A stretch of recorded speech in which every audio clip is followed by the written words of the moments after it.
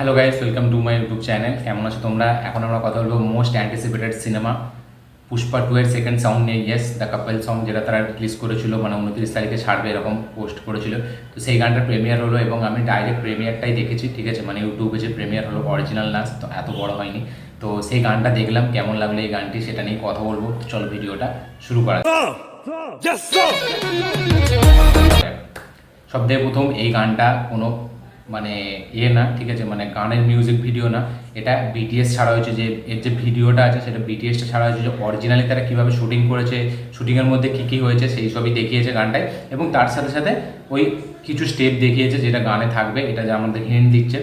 তো যেহেতু আমরা ভিজুয়ালটা দেখতে পাইনি, ঠিক আছে, গানটা শুনতে পাচ্ছি যে তার, এবং ভিজুয়ালে দেখতে পাচ্ছি তারা কত মজা করে গানটা বানিয়েছে। কিন্তু এখানে যেটা হাইলাইট সেটা হচ্ছে শ্রেয়া ঘোষাল। সে যেভাবে গেয়েছে সেটা সত্যি বলছি হেভি। মানে আমার এই গানটা এখন শোনার পর মনে হচ্ছে শ্রেয়া ঘোষালের থেকে বেটার কেউ হতো না এই গানটা গাওয়ার জন্য। দারুণ একটা গান হয়েছে, পুষ্পা রাজের থেকেও মানে এই গানটা অনেক উপরে। এবং পুষ্পার যদি সব থেকে বেস্ট কোনো গান থাকে সেটা আমার মনে হচ্ছে এই গানটা।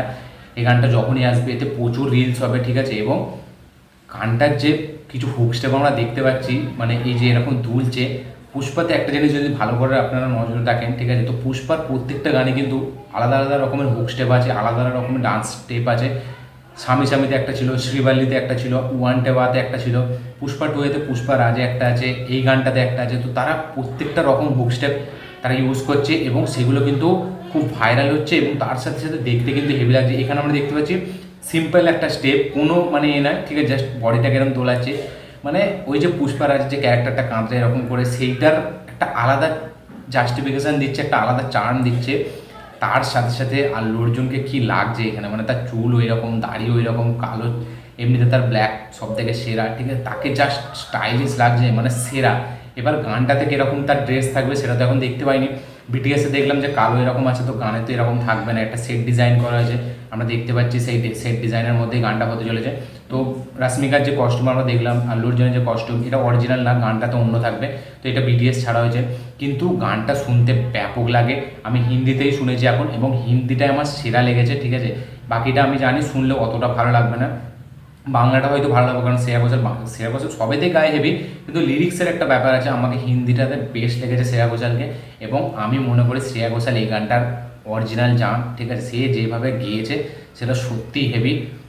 গানের ভিডিওর মধ্যে তো কিছুই নেই, গানটার মধ্যে মেন এক্সপেক্টার, গানটা আমার শুনতে হেভি লেগেছে। হেডফোনের সাথে দেখলে একটা আলাদা মজা দেয়। শ্রেয়া ঘোষালকে অনবোর্ড এনেছে, এটা দেখে আমি খুব খুশি। তার মতো গায়ক দরকার এরকম গানেতে। গানটা ব্যাপক লেগেছে, হেভি একটা গান হয়েছে, সুন্দর একটা গান হয়েছে। আপনারা গানটা দেখুন, শুনুন, কেমন লেগেছে অবশ্যই কমেন্ট করে জানাবেন। এবং আমার মানে ওই যে হুক লাইনটা, যে মানে ক্যাচ লাইনটা, যে আঙ্গারুকা, ওই লাইনটা সেরা লেগেছে। এবং তার সাথে সাথে ডান্স স্টেপ যেটা আমরা দেখতে পাচ্ছি ব্যাপক।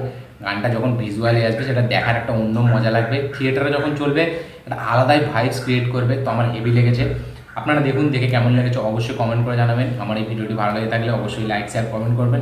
যারা যারা চ্যানেল নতুন এসেছেন চ্যানেলটিকে সাবস্ক্রাইব করে দিন, বেল আইকনটি প্রেস করতে ভুলবেন না। দেখা হচ্ছে পরের ভিডিওতে, ততক্ষণের জন্য বাই।